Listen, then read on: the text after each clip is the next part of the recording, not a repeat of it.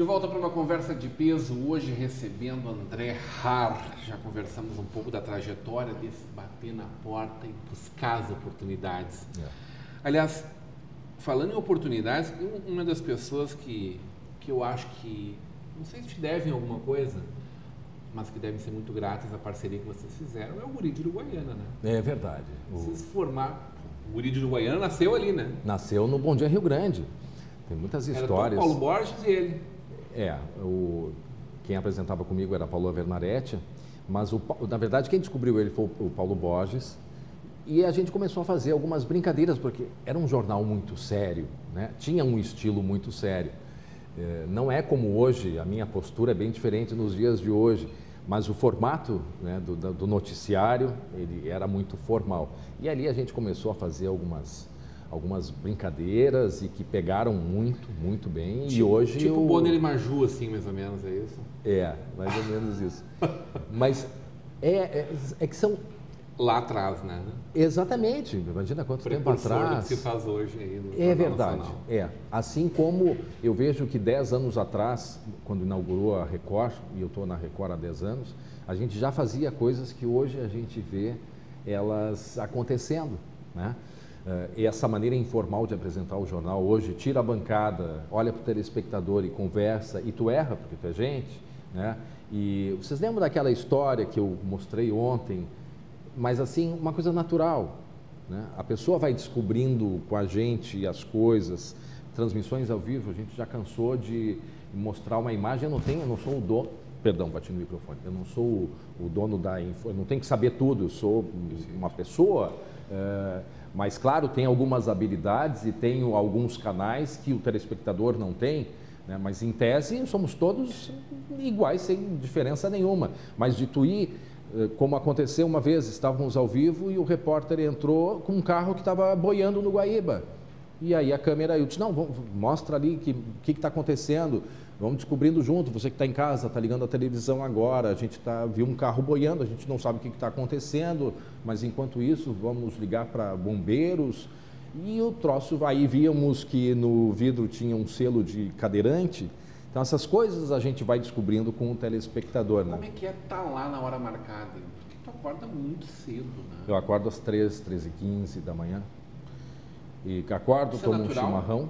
É natural para ti? Não. Imagino que...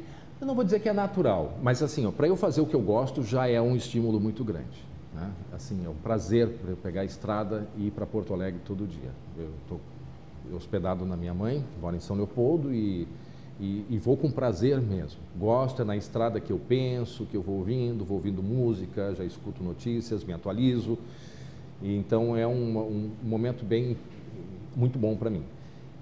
Eu acabo acostumando, já são muitos anos assim, a não ser nesse período que eu estava em Portugal, que aí eu tinha um horário mais...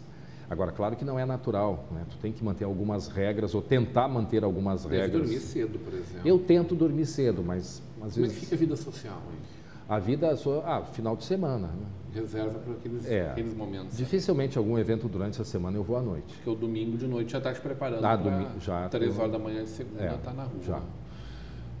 E tu está na tua mãe agora porque tu teve por muito tempo vivendo uma experiência. É um ano sabático isso? Como é que eu acredito que sim. Eu acho que foi uma das... As pessoas me perguntam assim, André, mas tu está querendo largar o jornalismo? Não, eu não estou querendo largar o jornalismo, mas eu já estou me preparando pensando daqui a 20 anos. Eu estou com 47 e já estou pensando daqui a 20 anos onde é que eu vou estar. Essa é uma preocupação tua? Sim, muita.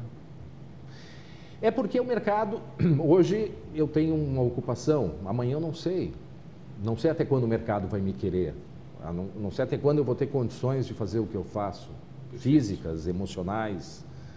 Não sei até quanto que eu vou um dia pagar a conta de acordar cedo por tanto tempo. Não sei, né? Então, claro que eu me preocupo sim com... Não digo nem mais 20 anos. Há um tempo atrás era 20 anos, mas eu acho que agora essa minha preocupação já é muito mais próxima. Que Portugal é esse que tu descobriu? Então, pois é. Faz 4 anos que eu tenho uma relação muito próxima com Portugal, porque o meu jornal é um dos únicos da Record que ele passa na Record Internacional. E me foi uma surpresa grande saber que era o telejornal da Record Internacional mais assistido em Portugal, era o meu jornal. Isso para mim foi um troféu. E aí eu comecei a observar mais e a ler mais sobre Portugal, até que 4 anos atrás eu fui conhecer e fiquei impressionado. A notícia que chega até nós é bem diferente da realidade, nada melhor que a gente ir em loco conhecer. Israel é a mesma coisa, eu tive uma experiência lá de 2001, né, do 11 de setembro, imaginando uma coisa de Israel, e quando eu chego lá, vejo, eu disse, meu Deus, e eu faço muita palestra sobre Israel também, porque eu tive amigos, voltei depois, mais recentemente, a Israel, e eu gosto muito de falar sobre essa crise, que é uma coisa que a gente não tem didaticamente para compreender a crise entre judeus e palestinos. A gente não sabe o que é muçulmano, a gente não sabe o que é islâmico, qual é a diferença um do outro, o que é a faixa de Gaza, o que é Cisjordânia, né? Por que existem os conflitos, né? Não defender nenhum nem outro, mas entender de fato o que acontece. Então, essas coisas assim, nada é melhor do que a gente ir em loco. E aí eu já estou falando de Israel, que eu sou um apaixonado pela cultura judaica. E aí Israel me deu um presente de poder fazer uma reportagem para o Jornal Nacional em 2001. Duas oportunidades, né? A primeira oportunidade, estava lá, caiu as Torres Gêmeas, né? Foi, no 11 de setembro eu estava em Jerusalém. E depois, na morte do Yasser Arafat, estava lá de novo. E nas Torres Gêmeas eu fiz uma reportagem para o Jornal Nacional, era o único jornalista naquela época também, mal se estava começando o telefone celular, eu estava lá, e depois, quando eu voltei, morreu Yasser Arafat, então eu acompanhei toda aquela tensão existente. Mas só voltando para eu terminar. No 11 de setembro? No 11 de setembro? Tu entrou no link direto com a Globo. Sim, eu fiz uma reportagem no 12 de setembro. Está até no meu site, quem quiser olhar no meu canal do YouTube, andrehar.com, vai lá no YouTube, tem a reportagem com a Fátima Bernardes me chamando, não era ao vivo, era gravado, mas eu viajei e levei um casaco e uma gravata e uma camisa. Eu disse, vai que acontece alguma coisa. E eu dizia para os meus colegas da RBS, olha, se preparem que eu vou contribuir de alguma maneira. E aí aconteceu tudo aquilo, o grupo que eu acompanhava de prefeitos estava indo visitar o prefeito de Jerusalém, e aí eu entrevistei o prefeito de Jerusalém, que me passou informações importantes, e a RBS encaminhou para a Globo e fui para o Jornal Nacional, foi uma honra muito grande. Mas só para terminar, que eu fiquei em aberto ali a questão de Portugal, então eu fui visitar Portugal 4 anos atrás, fiquei encantado, a cultura é muito parecida com a dos gaúchos, a paisagem é muito parecida, encontramos flores que temos no sul, encontramos em Portugal. Tem uma identificação cultural muito parecida, é muito interessante isso, do português com o gaúcho, não com o brasileiro, com o gaúcho. E eu terminando o mestrado, agora quase em janeiro fez 1 ano que eu terminei. Não, em janeiro fez 1 ano. Quando eu terminei o mestrado, eu consegui um intercâmbio, fui para Portugal e lá também já plantei uma semente para o futuro.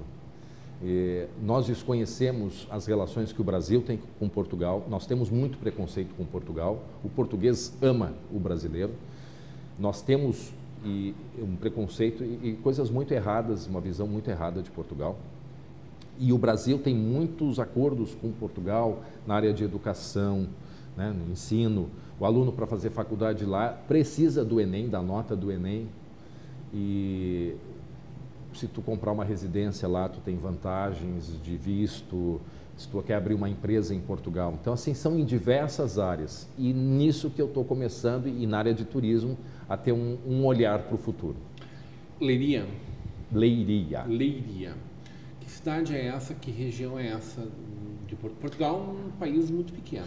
Ele tem 1/3 do tamanho do Rio Grande do Sul. Mas uma população, tamanho mais ou menos um pouquinho maior, talvez. É como os gaúchos, 12 milhões de habitantes. E existem, como os nossos Senai, existem lá os politécnicos. Então eu fui conhecer, porque tem parceria com a Fevale em Novo Hamburgo, o Politécnico de Leiria, que é uma instituição que tem a graduação, pós-graduação e mestrado. Ela não é uma universidade, não tem doutorado. Mas é numa região que Leiria é a 3ª cidade, junto com Coimbra, a maior cidade de Portugal. Primeiro é Lisboa, depois o Porto, aí tem Coimbra e Leiria. E Leiria tem a cidade e tem o distrito de Leiria. Lá tem os estados, são os distritos, e a capital, que é a maior cidade, leva o nome do distrito. Então, o distrito de Leiria, e tem a cidade de Leiria, que é onde aconteceu o acidente agora, o incêndio de Pedrogão, em que 60 pessoas morreram naquele incêndio, que é um problema que Portugal tem, a Europa toda tem, da seca, né? Pouca umidade, e no verão os incêndios são um problema muito sério.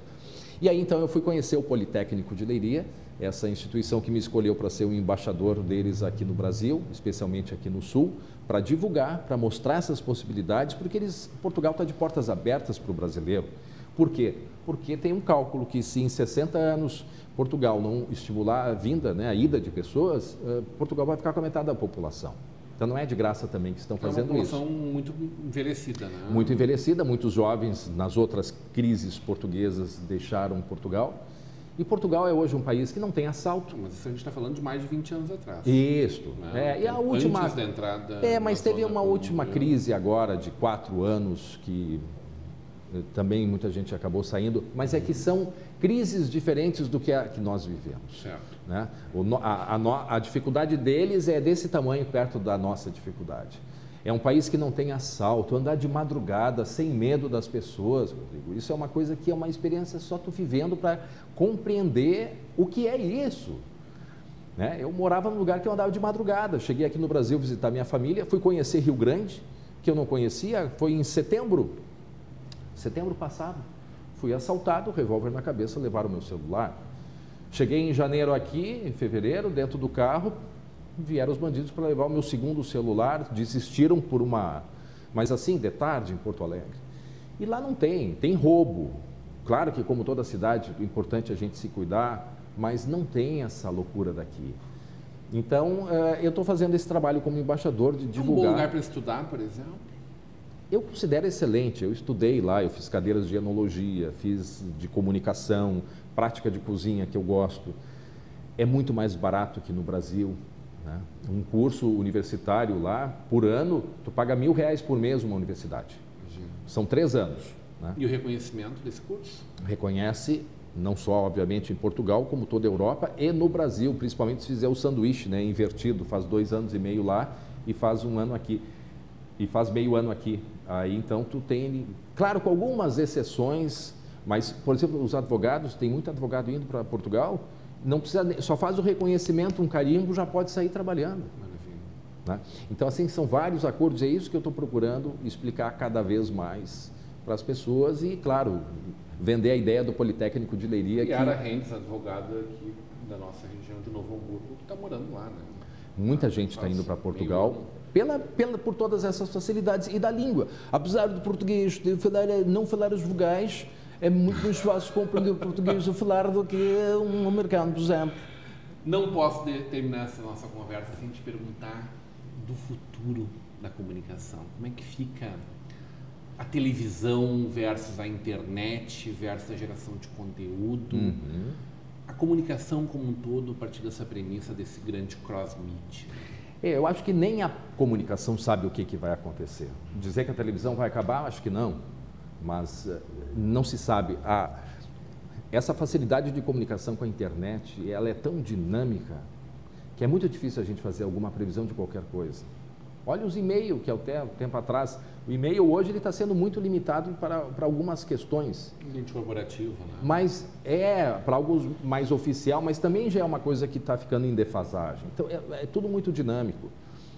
Eu acho que tudo depende muito das nossas comunicações no Brasil. A internet, por exemplo, a minha experiência em Portugal não se compara à que a gente tem no Brasil. Não se compara. Então, eu acho que nós, no Brasil, essa questão da comunicação vai depender muito da qualidade dos serviços. Né? Mas eu acho que, sim, televisão e rádio vão se manter. Eu acho que o rádio tem sido prova disso. Né? Diziam que rapidamente o rádio ficaria afetado com a internet, mas o rádio já é, até televisão o rádio já é. Né? Eu acho que isso tudo vai se manter.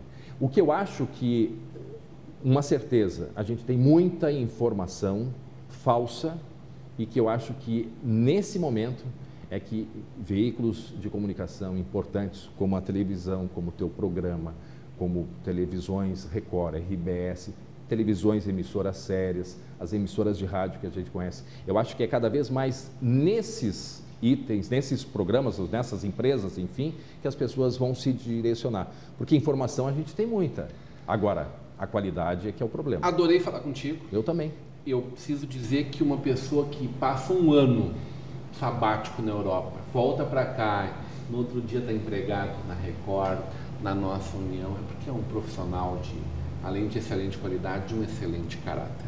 Parabéns pelo teu trabalho, sucesso sempre. Muito obrigado pelo carinho com a gente aqui. Eu que agradeço o convite, a honra é toda minha. Volto todas as vezes para te entrevistar. É o que eu proponho a próxima vez. Pode ser?